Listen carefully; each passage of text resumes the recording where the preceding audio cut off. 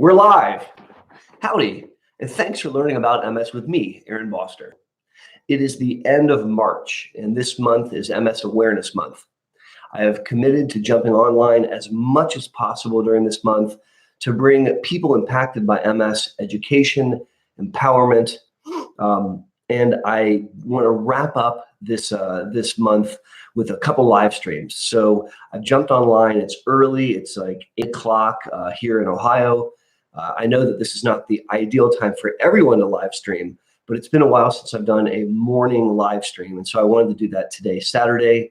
Very likely I'm going to jump online again, either tonight or Sunday night to round out March and MS Awareness Month.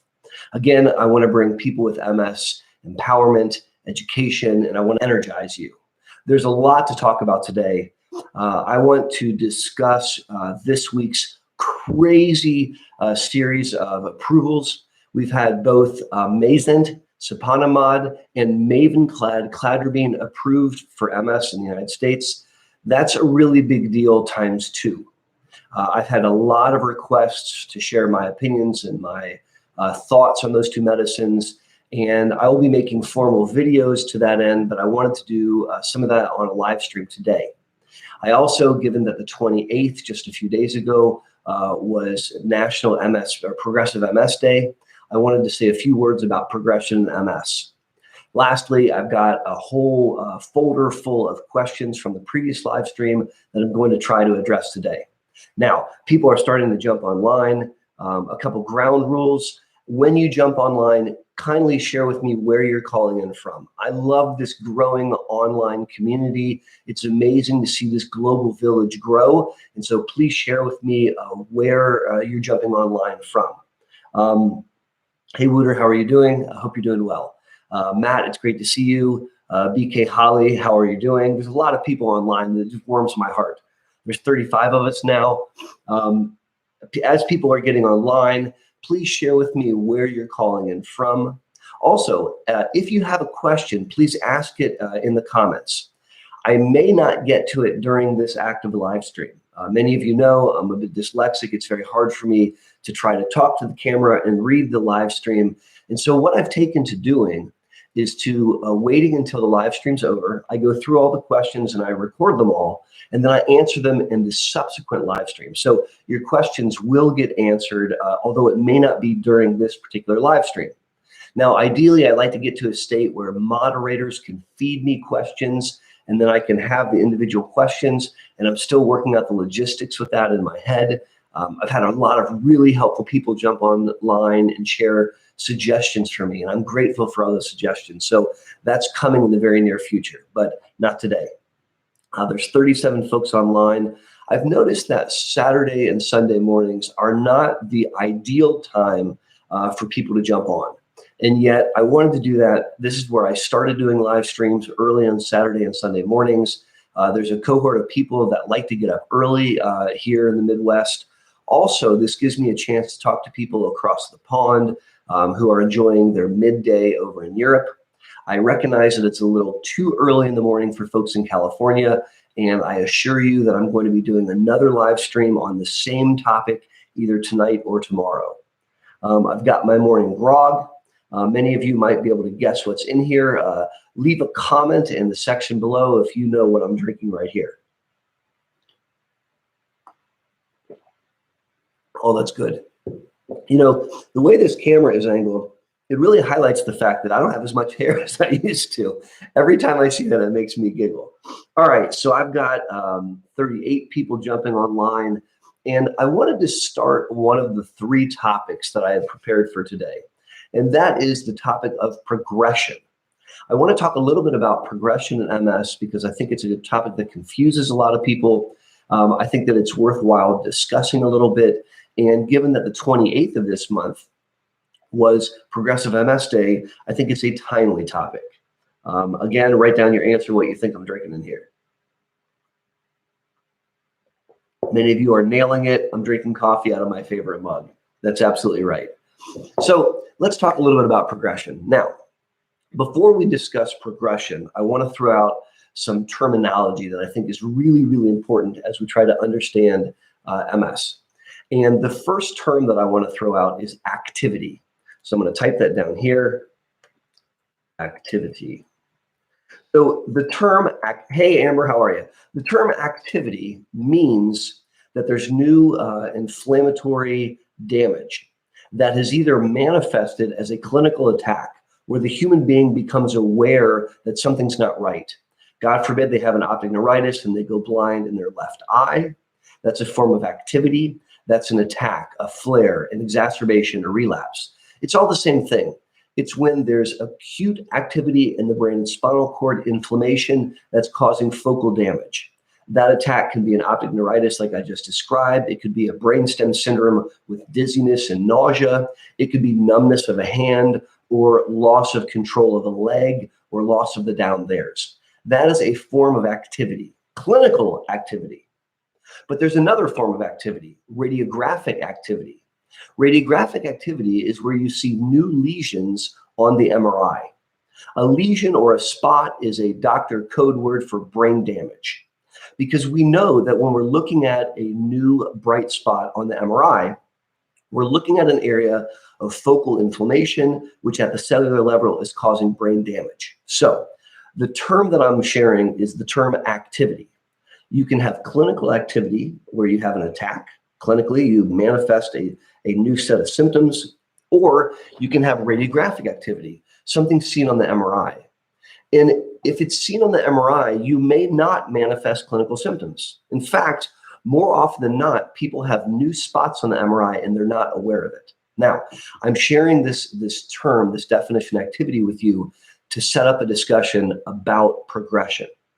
Now, when someone has an MS clinical attack, and let me use the example of optic neuritis where you go blind in your left eye, God forbid. You lose vision, and let's say in this example, it's 100% blind. You can't even discern light or fingers in this visual field. And then after some steroids and after some time, you regain vision, but you only regain 50%. You have accrued neurological disability. You've gotten worse because your vision isn't what it used to be. It's now only 50% of what it used to be. That is not what I'm talking about when I discuss progression. That is incomplete recovery from an attack. And people with MS can accrue disability. They can get worse over time because they have an attack and they don't get all the way better. And that is not what I'm talking about when I discuss progression. So I want to now turn and actually discuss this word progression. And I'm typing it here in the chat, in the comments, and this is going to allow us to then go back later in the post and kind of mark the areas of topics discussed. So the term progression in MS is used when someone with multiple sclerosis gets worse on their exam, but they haven't had an attack. And a common story of progression that you can hear by talking to the human being would sound something like this. Doc, years and years ago, I had an attack where my left leg got really weak and numb and I couldn't feel it. And I got steroids and I did some physical therapy and I regained function 99%. If I got overheated, maybe my leg would go a little numb, or if I had been walking for a really long period of time, maybe my leg would get a little weak. But 9 times out of 10, I really didn't have any problems. And that was 15 years ago. Now, I haven't had an attack in several years, but I'm having increasing trouble walking longer distances. I used to golf twice a week. And by the way, this is made up. I don't golf. This is an example I'm giving. So in this example, the person says, I used to golf twice a week. I would golf on Saturdays with my buddies in a league, and we were really competitive. We were really good. And then I'd golf on Wednesdays with my wife. And a couple years ago, my friends asked me to stop competing with them on Saturdays because I really couldn't keep up. And I was really offended and I didn't understand, but they said, hey, it's just not working out. And so I stopped golfing with them in this competitive league, but I was still able to golf with my wife on Wednesdays. And a couple years later, I noticed that it was really hard for me to finish all 18 holes. So I would do 9 holes and it was still fun. This year's the first year that I haven't been out golfing because honestly, I'm too clumsy and I can't last that long and my golf game has just deteriorated. So in this story, I'm sharing a slow, steady progression. I'm sharing a story of worsening of neurological examination in the absence of an attack. But I want to point out to you that in this example where the legs became weak, many, many years ago, there was an attack. And I now want to try to pull all this together. And I want to talk about how prior activity, particularly MRI activity that you're not necessarily aware of, can later lead to progression of disease 10, 15 years later.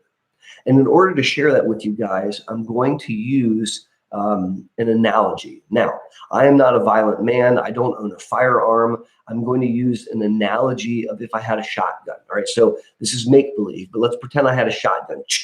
Boom! And I shoot a hole in one of the outside structural walls of my house. In fact, I shoot 10 holes in the outside wall of my house. And we don't repair it for some reason. We just leave the 10 holes there. Maybe we think it looks interesting. And my house is otherwise unaffected. Now, my home is about 100 years old, guys. It's an older home. And let's fast forward time 15 years. As my home ages, as the materials in my home start to wear out a little bit, the structural integrity is challenged. And all the rest of the walls in my home 15 years from now are still adequately intact despite aging, that nothing bad happens. But the wall with the 10 holes, the wall with the structural damage has been compromised. And as the house naturally ages, it becomes too weak and it falls. So let's tie this into multiple sclerosis and progression. If you had activity, either as a clinical attack or even as new MRI spots, then your body recovered and compensated with neuroplasticity and with rehabilitation as very best as it could. You still suffered brain damage. And when you recovered clinically, you didn't recover fully as if the lesion disappeared, as if the brain damage undid itself. There was still some structural damage. The fact that you improved from your attack clinically is wonderful and fantastic, but that's a functional improvement. It doesn't change the fact that underlying that is damage. And over time, as the brain and spinal cord starts to wear out, as it ages, those areas of prior damage wear out. And that is the underpinnings, the manifestations of progression. And so this teaches us several really important things. It teaches us that new spots matter and attacks matter. We don't want people with MS to have clinical attacks, not just because it's horrible and awful and they can lose function and they might not fully recover, not only because they're going to miss work and it's going to be very, very expensive and it's going to be very, very bothersome and it's going to impair their function, but also because the damage done, the brain damage done from that attack is going to be revisited potentially 10, 15, 20 years later as the brain naturally ages and those areas of brain damage wear out. It teaches us another thing. It's not just about attacks. New spots on the MRI matter. When you have a new spot on your MRI, but you didn't have an attack, you're getting an annual MRI, I hope, to monitor your MS, and you get your annual MRI and you haven't had an attack all year, and yet there's some new spots. And at first blush, you think, oh, well, fortunately, I didn't have any attacks. But the brain damage that you're looking at on your MRI is still present. And it still sets the stage for progression downstream. And so this story teaches us a second thing. It's not okay to have new spots on the MRI. Work that we do now, brain health, staying in shape, not smoking, watching our diet, supplementing vitamin D, and taking MS medicines today decrease the frequency of attacks. They decrease the frequency of new MRI spots, activity, and they help our brain be allowed to age naturally as we get older, as opposed to having structural areas of brain and spinal cord damage that are at risk of wearing out. And so I wanted to say a few words to you guys about progression and about the way that I like to conceptually think of it. And I wanted to share that with you in part because it's MS Awareness Month, and it's my goal to educate, to energize, and empower folks impacted by MS, but also in celebration of MS, Progressive MS Day, which was the 28th of this month. And so if you guys have questions about that or some comments, make sure to put them in the comment section, and I'll be looking forward to reading them later. Now, there's 72 people online, and I'm going to wait until we get 100 people online before I start to share my opinions on the 2 new approved MS medicines. This week is a crazy, insane week. It's a crazy, insane week because not 1, but 2 MS medicines have become FDA approved in the United States. I think this may be the first time in the history of the field that this has happened. And so I'm very excited to share some initial impressions and opinions about Mavenclad, Cladribine, and Mayzent, or Sponimod, but I'm going to hold off until we have a couple more people online. Now, if that sounds okay with you, give me a thumbs up, guys. Let me know that you're enjoying this live stream and that you like what's going on here by clicking the thumbs up button. You can do that down in the section below. And let's throw some thumbs up there. We've got 72 people online, and I'm hopeful we can have a few more thumbs up.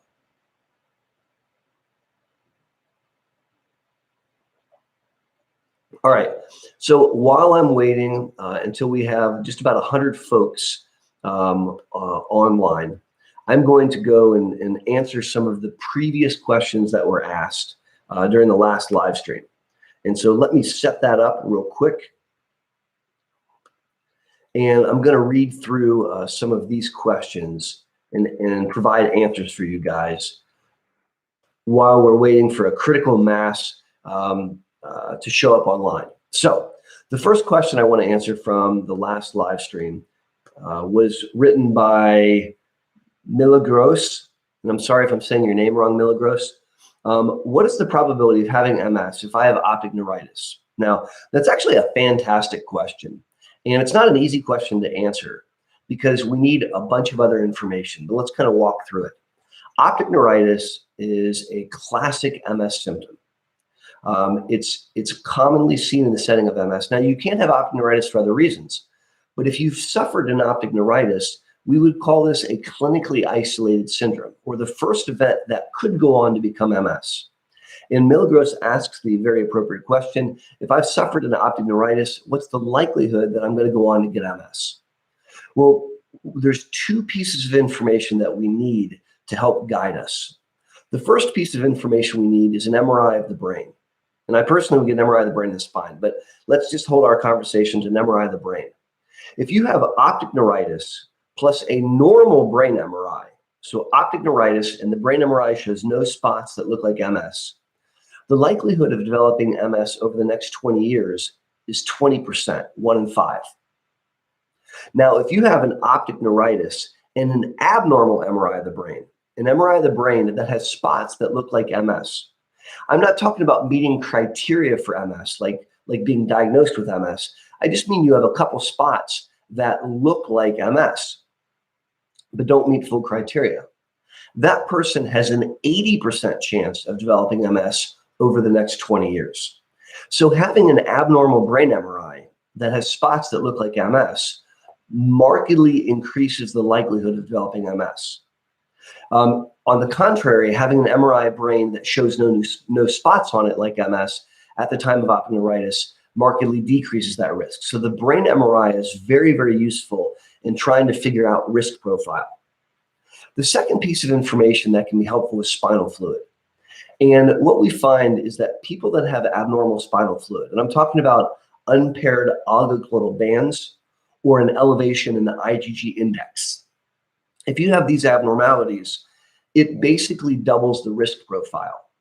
And so someone with optic neuritis who has spots on the MRI and positive spinal fluid probably meets criteria for MS based on the 2017 revised McDonald criteria.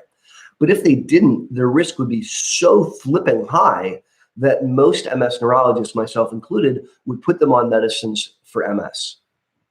If, however, they have an optic neuritis, brain MRI that's normal, and they have positive spinal fluid, I would place that risk above the 20% that I originally said. I'd put it closer to 40. So with the clinical history confirmed by exam of optic neuritis, This is a clinically isolated syndrome. If we add in the MRI brain, positive or negative for abnormal spots consistent with MS, and we add in the spinal fluid, we have all the, well, not all, but most of the pieces of information that we're going to need to try to diagnose. Now, in 2019, there's some other things we want to consider because there are other conditions that can cause optic neuritis. Things like neuromyelitis optica, spectrum disorder, NMO, or things like anti-MOG. Unfortunately, there are antibody tests for both of those conditions, and there are clinical features that help us differentiate optic neuritis MS, optic neuritis from these other things. So that was an excellent question. Thank you. I've got 79 people online. I'm going to wait until a couple more come online before I start to talk about Mavenclad and Mayzent. And so I'm going to take a few more questions from the last live stream.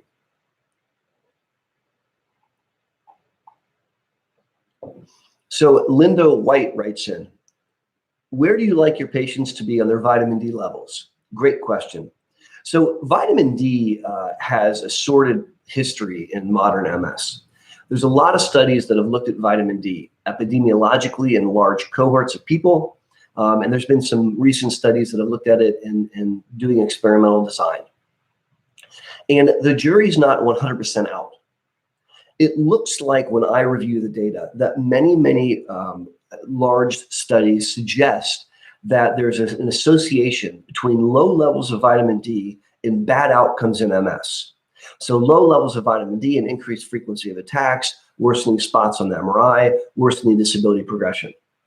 Recently, there was a review that looked at a couple of research papers in vitamin D, and they weren't able to confirm this. And so it kind of leaves us not completely sure. I'll share my opinion. I believe that it is appropriate to supplement vitamin D levels. I want people with MS to have a vitamin D level above 50. So the range here in the United States is often cited as 30 to 100. So 30 to 100 is considered okay. I like people with MS to be between 50 and 100, so slightly higher, because when I look at the data, the consistent finding, in my opinion, is over 50 is associated with better outcomes, below 50 with less good outcomes. This is not gospel. It hasn't been unequivocally proven beyond a reasonable doubt, but vitamin D is safe. And I encourage our patients to supplement with D3 because it's better absorbed in the human body.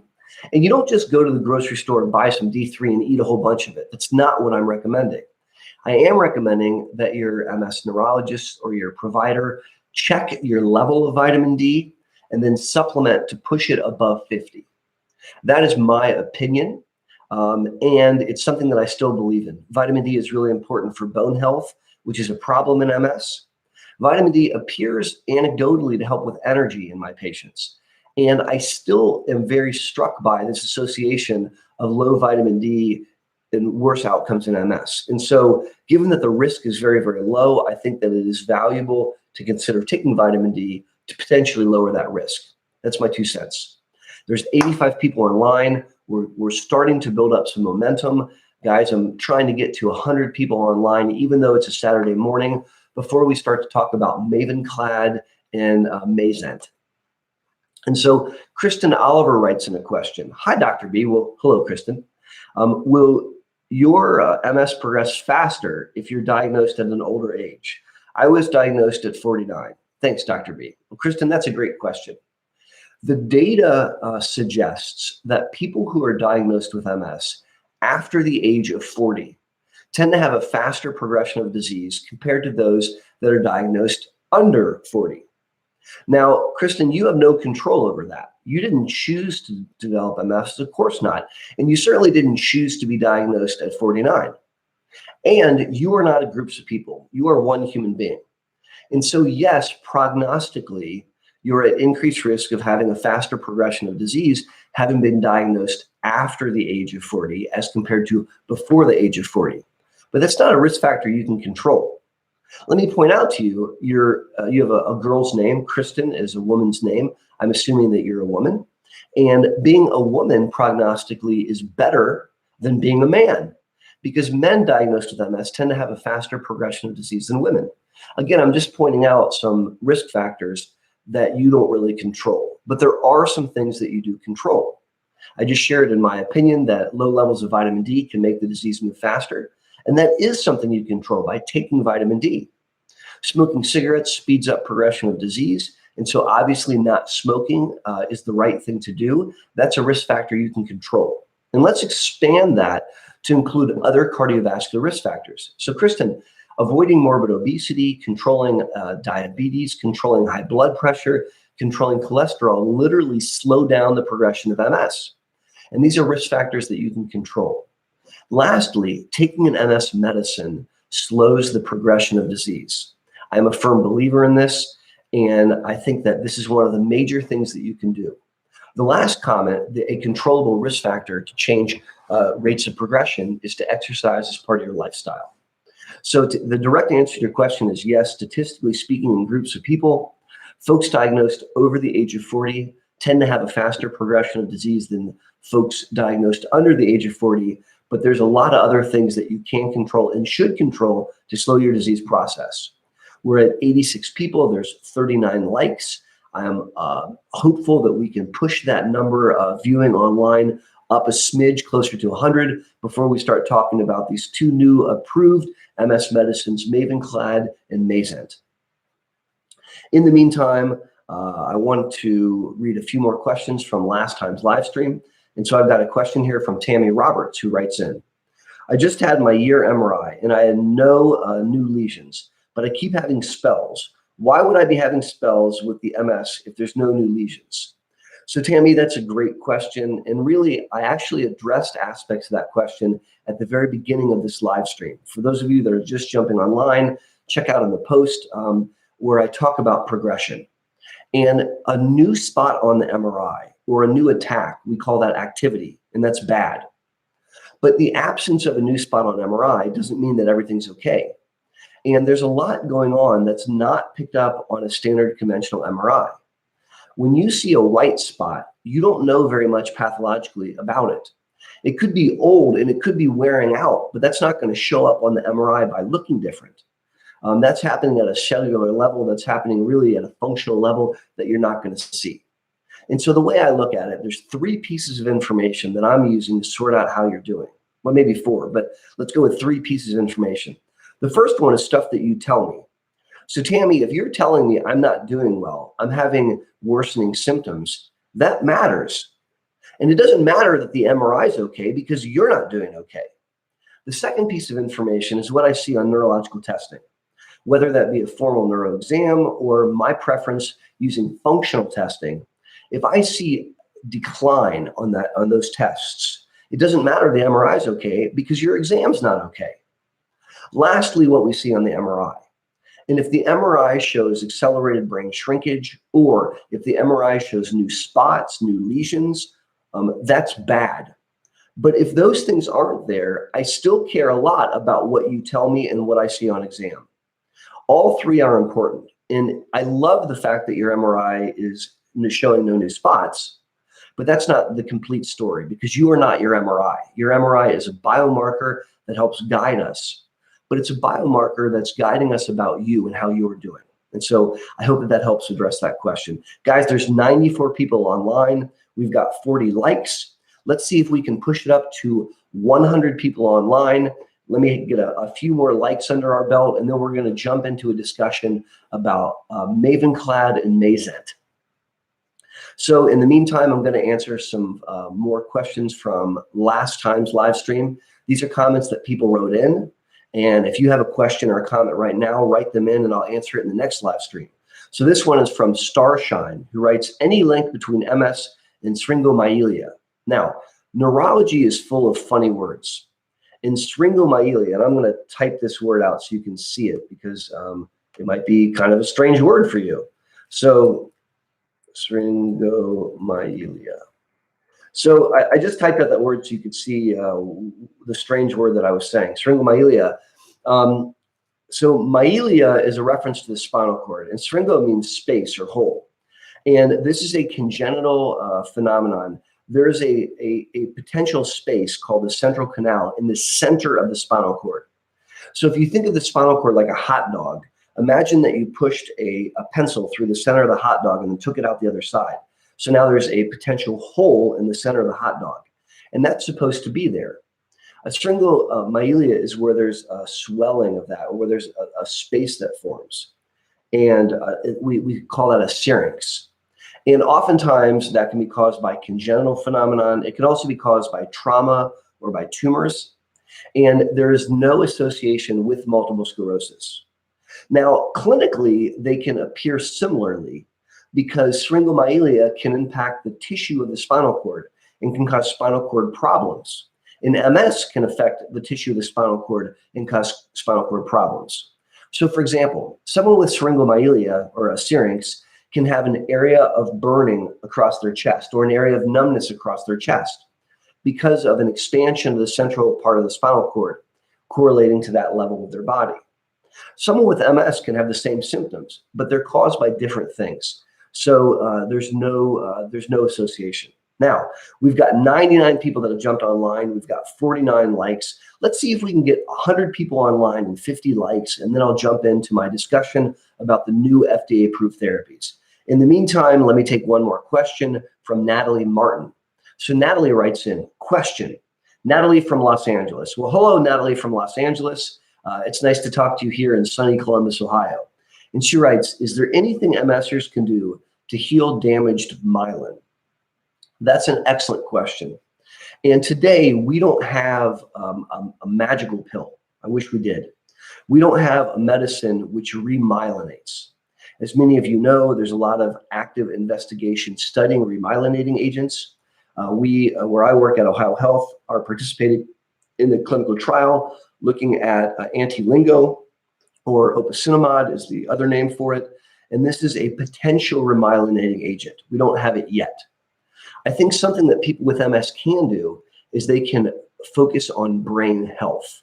They can focus on decreasing inflammation. They can focus on allowing their brain to age as naturally as possible to set the brain milieu up for the most likelihood, the most chance of success. They can take disease-modifying therapies which quell inflammation in the brain and allow natural recovery mechanisms to take place, we hope.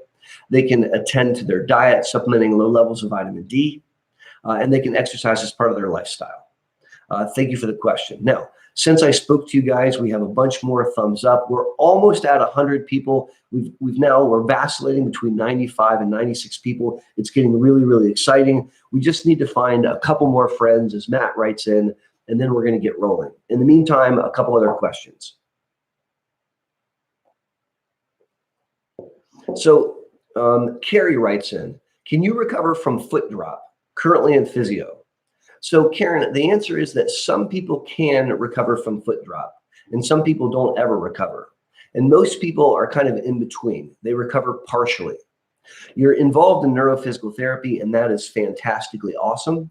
Physical therapy is a key element to recovery because the physical therapists have a deep understanding of physiology and how your body works and how your nervous system works, and they can guide you in retraining your gait mechanics. They can guide you in moving your body in the correct motor patterns to facilitate recovery at the very best possible. They can also teach you adaptive tools and techniques to make it work. So for example, if you're in physical therapy and you're not able to lift let's pretend this is my leg and this is your foot, and your foot's dropping and you're not able to pick it up all the way. Physical therapy is going to help you strengthen that so that you can start to pick it up. But if you still can't do it all the way, you can put an ankle foot orthosis, an AFO, an ankle foot orthosis on your leg. This is typically a custom tailored piece of plastic or metal that fits inside your shoe and up your calf, and it holds your foot up so it doesn't flop. And you can wear this in your shoe as you're walking, and it can overcome a foot drop so your foot doesn't drag. I love AFOs for my patients because you can throw them on and take them back off, and they're specifically good for dealing with foot drop. And so best of luck to you as you recover. Another thing that we sometimes notice is people that have some heat-induced or motor-induced foot drop benefit from symptomatic medicines like 4-aminopyridine or Ampera. In Europe, that's called Fampira. Guys, we did it. Party time. It's on. We have 100 people that have just jumped online. Thank you very, very much. I'm going to raise my coffee in the air and let's get rocking and rolling. What am I talking about? I'm talking about the fact that there are 2 new FDA-approved therapies for MS this week. That's amazing. It's the first time in the history of the universe, to my knowledge, that we have 2 drugs that have become FDA-approved for MS in 1 week. That's crazy. That means that we now have, I would count 17, 18 different FDA-approved drugs to treat MS. And the 2 drugs that I'm going to be talking about today are Sponimod. The new trade name is Mayzent. And so we're going to talk about Sponimod, aka Mayzent. And then we'll talk about Cladribine or Mavenclad. So I am not going to get into the nitty-gritty of these drugs. The labels, the package inserts haven't come out yet. And I will do separate videos on Mayzent, and I will do separate videos on Cladribine's Mavenclad when I get a hold of the package inserts and when I can study them in some depth. I'll do individual, not live stream videos, but videos on my YouTube channel. Today, I'm going to be sharing top-line data, and I'm going to be sharing my opinions. Now, as you know, my opinions don't make me right. They just make me really opinionated. But, you guys have jumped online to hear my thoughts. I've been asked a lot of questions, and so let's jump into it. First of all, I want to go over some statistics and some facts about Sponimod, Mayzent. So Sponimod is an S1P1 receptor modulator. An S1P1 receptor modulator. It's the second FDA-approved S1P1 receptor modulator.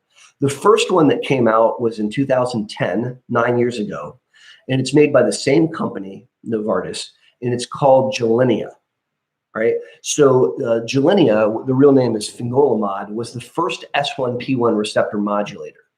And Gilenya is a molecule that stimulates 3 receptors, the S1P1, 3, and 5 receptor. 1, 3, and 5. That's Gilenya. Sponimod, Mayzent, does 1 and 5. It removes 3. So it only stimulates 1 and 5. It doesn't stimulate the P3 receptor. And that is the major difference chemically between Gilenya, fingolimod, which was the first S1P1 receptor modulator approved, and what I think is a Gilenya Me Too drug. Sponimod is a derivative. It's kind of a son of Gilenya. So Sponimod is the second drug with this similar mechanism, the same mechanism of action. Now, the way that S1P1 receptors work is very interesting. And what we learned from Gilenya was what we called a peripheral mechanism of action. We were taught that the white blood cells, about 80% of them, when they're circulating in the bloodstream, they go into the lymph nodes and then they exit the lymph nodes. And what Gilenya does is it traps some of those white blood cells in the lymphatics. So when you're taking Gilenya and your white blood cell goes in the lymph node, it can't exit, and it traps the white blood cell in the lymphatics, in the lymph node. So if you trap them in the lymph node, they can't exit into the bloodstream. And if they can't get in the bloodstream, they can't cross into the brain.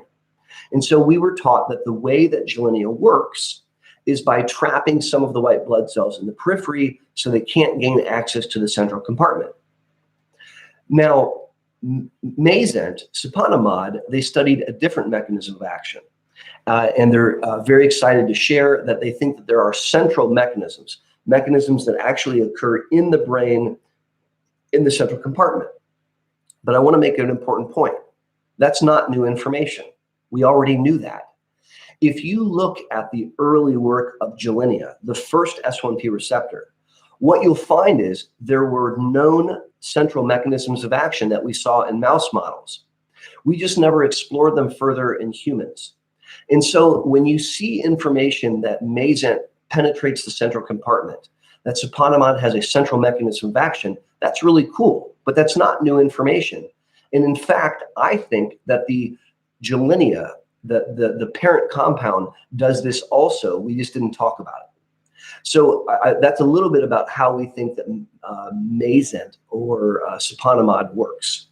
Now, there was a clinical trial called the EXPAND trial, and the EXPAND trial led to Mayzent's FDA approval. And I'm just going to go over that with you very briefly. There were 1,600 people, so 1,651 people with MS that took this medicine, Mayzent. And they said that they had secondary progressive MS. Now, secondary progressive MS is an ugly term that I don't care for very much. And I'm delighted that as a field, we've really moved away from using the term secondary progressive MS. We now, in a more enlightened way, talk about relapsing forms of MS. So a relapsing form of MS is someone who's had at least one attack. They may have had multiple attacks. They may have had them many years ago, or they may be having them currently, but they have a relapsing form of MS. And that is a much better way of talking about MS. I like to consider people, if they've had an attack ever, they have a relapsing form of MS. And as we live our lives and as we age, we tend to have less frequent relapses as we get older. And we tend to be at higher risk of having a progression in our disability, the way that I described at the beginning of this talk, in the absence of attacks. And I think the more enlightened way to talk about things is to say a relapsing form of MS with or without evidence of progression. I don't like the term secondary progressive MS because I think it gives us a false sense of we've left one phase and we've entered a discrete second phase. Because people with secondary progressive MS are still at risk for attacks. They're not statistically as likely to have an attack, but when they have an attack, they tend not to bounce back as readily. At any rate, I diverge. I want to get back to this topic of Sponimod, Mayzent. And in the EXPAND trial, 1,651 people with so-called secondary progressive MS were either given Sponimod or they were given a placebo. And they were followed for about almost 3 years. And what they found is that they decreased the attacks by 55% over placebo. So let's talk about that. Decreasing attacks 55% over placebo is good. It's not amazing because I don't use placebo to treat patients. And so I'm not as impressed with a modern trial when you tell me that you've decreased relapses compared to water or placebo. I'm much more excited when you tell me that you've decreased it compared to an active comparator. And this trial didn't look at an active comparator. They could have. They could have used an interferon. They could have used Gilenya for that matter, but they didn't. And so I like the fact that we decrease attacks 55% better than placebo, but it leaves me with questions because I wonder how good that is compared to how Gilenya would do. That wasn't studied and we don't really know. Now, we decreased disability progression, but not by very much at all. We only decreased it by 21% over placebo. And that is not, in my opinion, a very robust number. When you look at relapsing MS earlier in the disease state, Gilenya decreased disability progression by about 30% over placebo in early relapsing MS. Here in the so-called secondary progressive MS, we're decreasing it by 21%. Not really bragging rights. Now, this medicine, Sponimod, is a Gilenya Me Too drug. And it has all the same risk profiles that Gilenya does. There's still a concern for a first dose cardiac phenomenon, but not as much as with Gilenya, it would appear. Because supposedly with this new drug, not all patients are going to require first dose monitoring.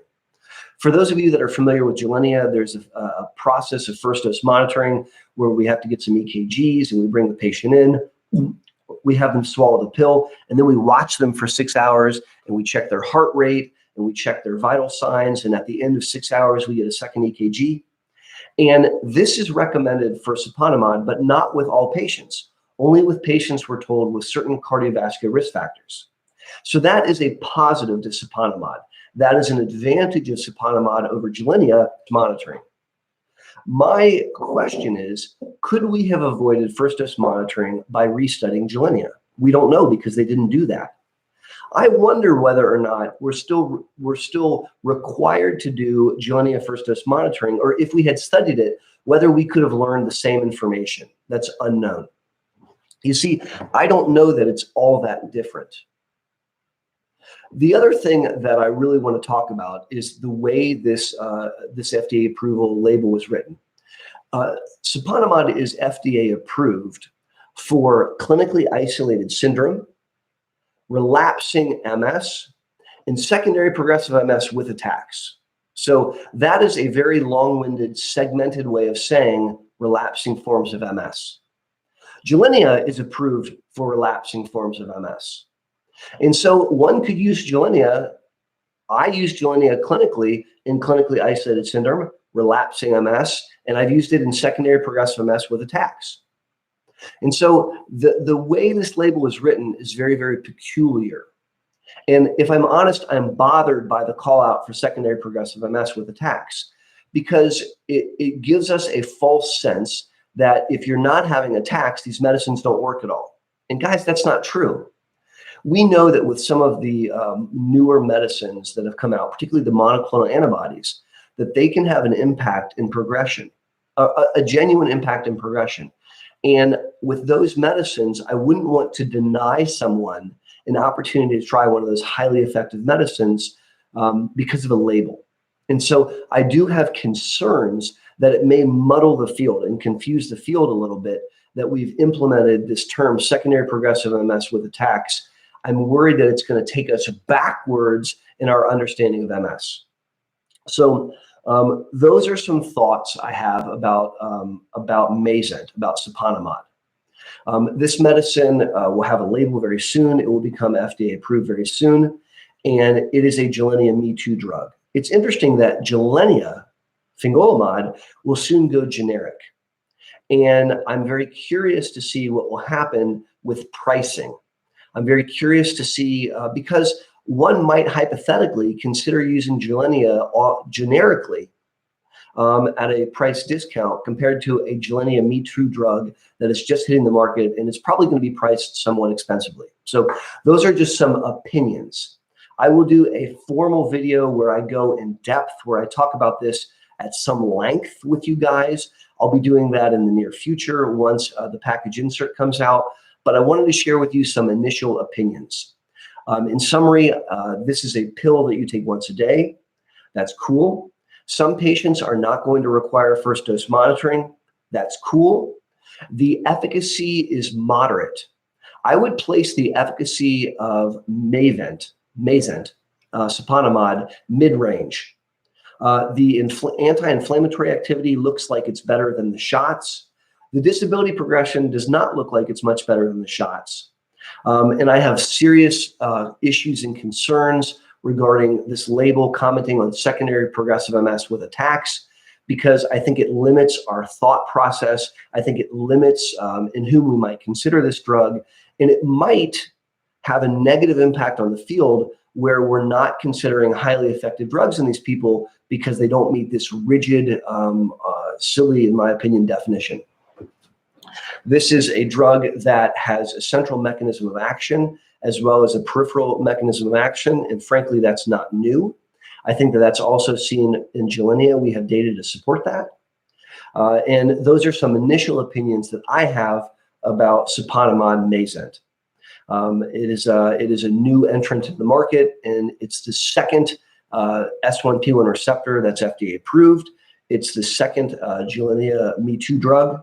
It also is the second drug that has an indication for secondary progressive MS. The first drug that was FDA approved for secondary progressive MS was Mavenclad in 2000. So those are some comments on Mayzent or Sponimod. And I now am going to shift gears and I'm going to talk about Cladribine.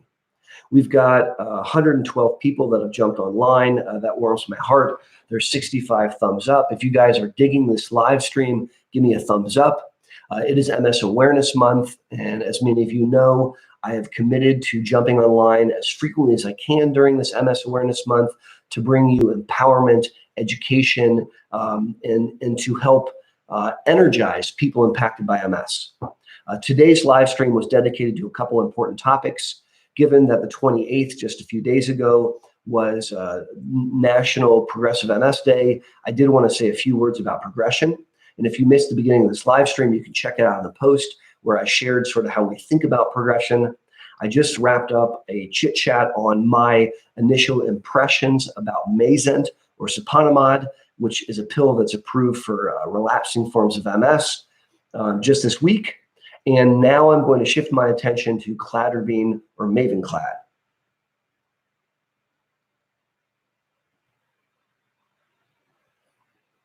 Guys, I'm very sad. I finished all my morning coffee. I didn't have the foresight to brew another French press. And so I'm going to have to wait until after this live stream before I have some more coffee. It's time to switch to my fizzy water. So here's a little fizzy water.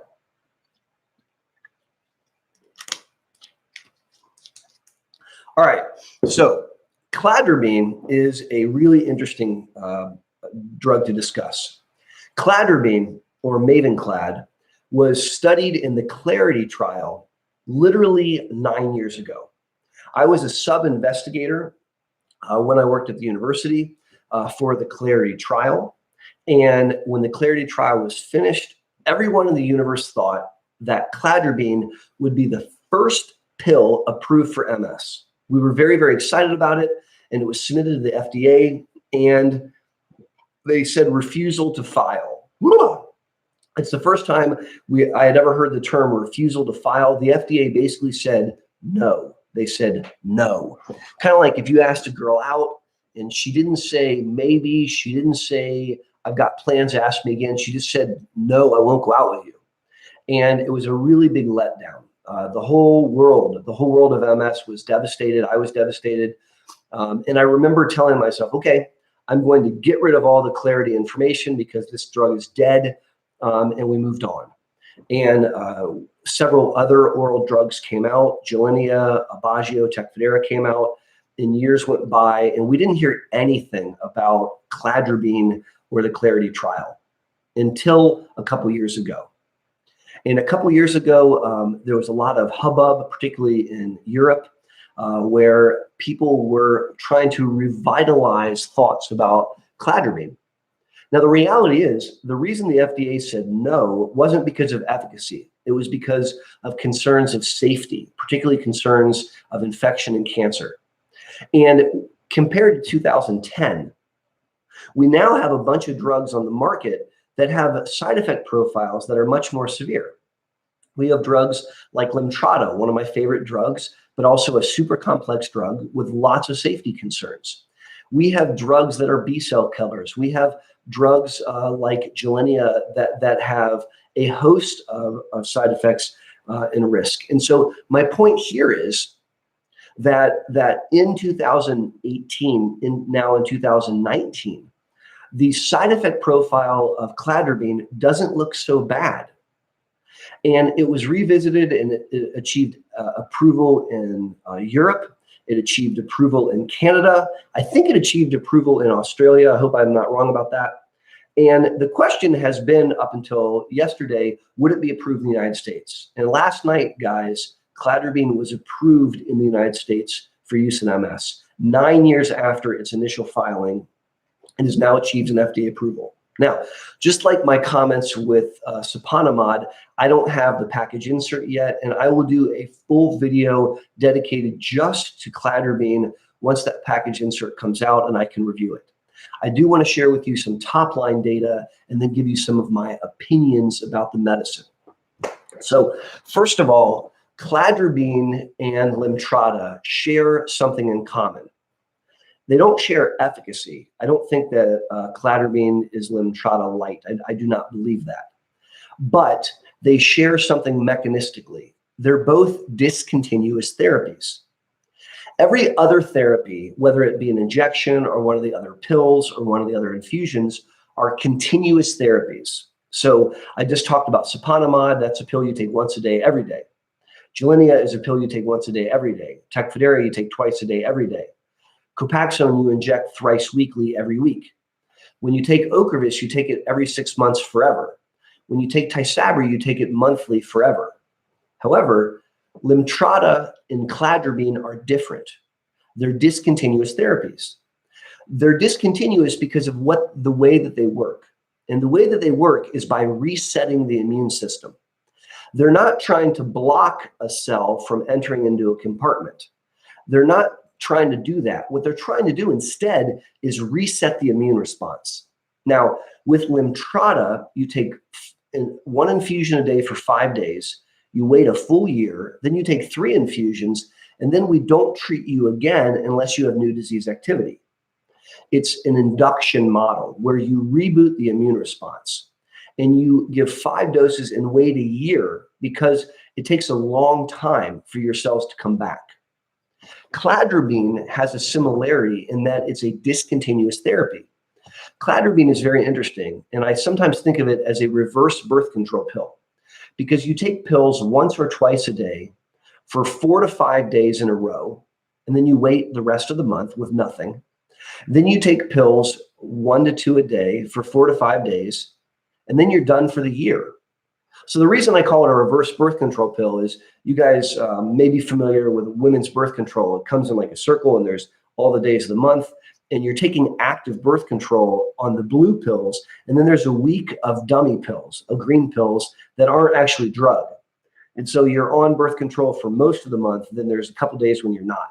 This is the opposite, where you're only taking drug for 4 or 5 days and nothing for the rest of the month. And then 4 to 5 days and nothing the rest of the month. And then you don't do anything the rest of the year. And then in the second year, you do the same thing. Then you're done being treated unless there's new disease activity. So similar to Limtrada, Cladribine is a discontinuous therapy. I consider it microinduction. It is a form of immune reconstitution, and it is a different approach to dealing with MS than all the other medications. And so that is a similarity mechanistically to the way that this medicine works in the body. What it's doing is it's knocking down adult B and T cells and it's letting them come back up. So Cladribine is a form of immunosuppression. One of the big differences with Limtrada mechanistically is that with Limtrada, it takes a year for those cells to come back up. Cladribine, they come back up much, much faster. And so that's a difference in the pharmacokinetics and dynamics of these medicines. Now, to talk a little bit about the Clarity trial. This is the trial that was done way back when the drug was first applied for the FDA. So this was done in like 2008, 2009 timeframe. And the Clarity trial, there were 1,326 people with MS.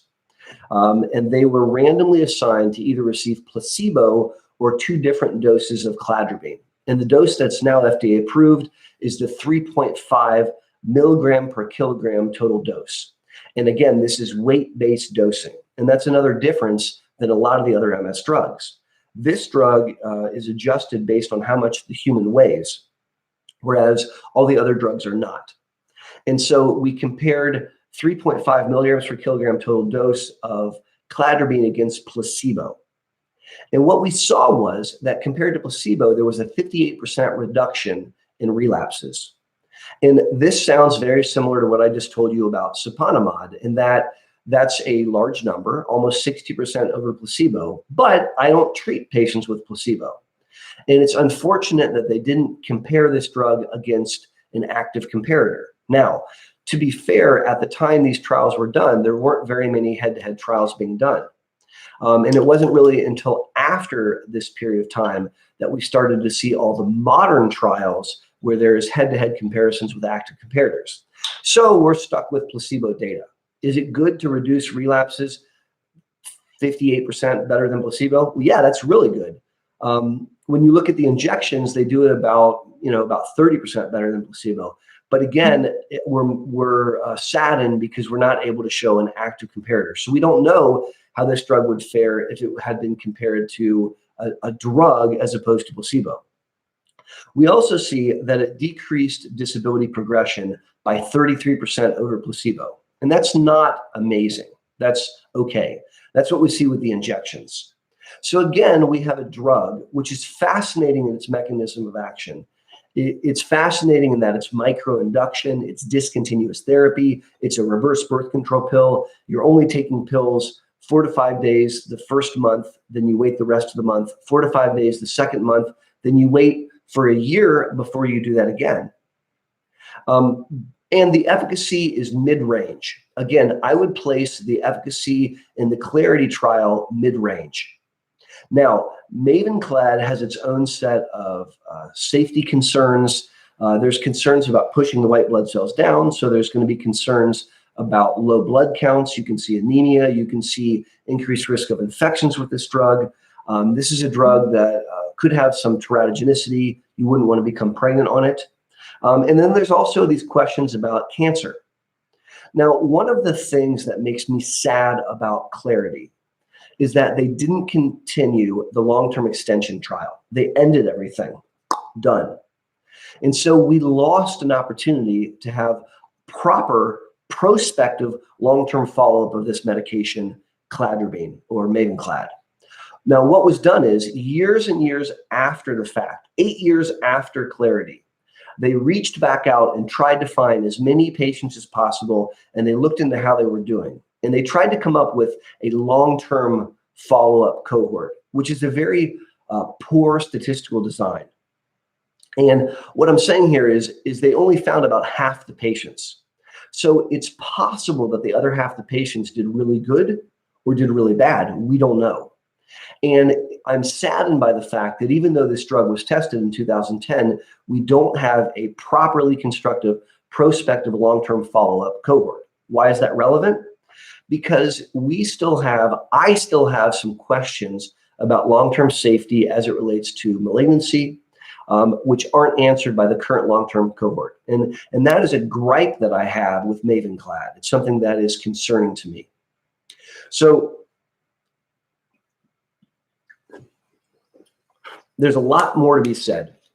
There's a lot more things that need to be discussed as it relates to these two newly approved FDA medicines, Sponimod, Mayzent, and Cladribine, Mavenclad.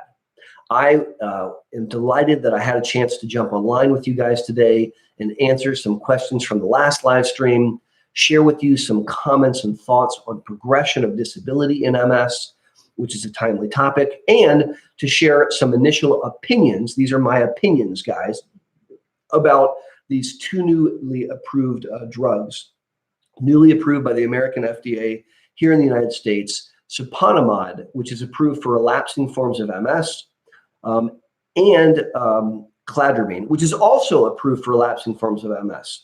Both of them have comments about secondary progressive MS with attacks.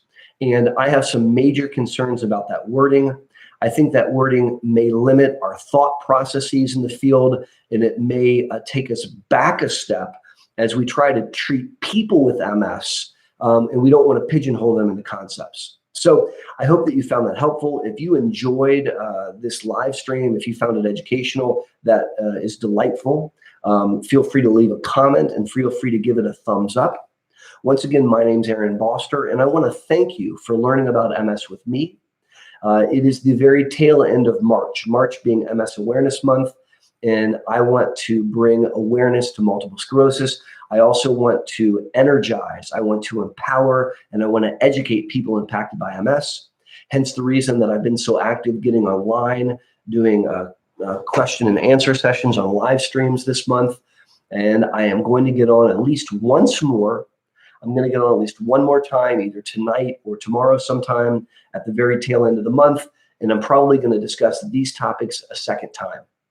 Thank you again. I appreciate all of you. I love all of you. It's amazing to me that I can turn my webcam on a Saturday morning here in Columbus, Ohio. And there's 114 souls that have jumped online with me to talk and discuss. You guys are phenomenal. I love this growing online virtual community, this global village that we're creating. I look forward to reading your comments. Make sure to leave comments in the section below. Make sure to give this a thumbs up if you like what we're doing. And until my next live stream or my next video, this is Aaron Boster saying, take care.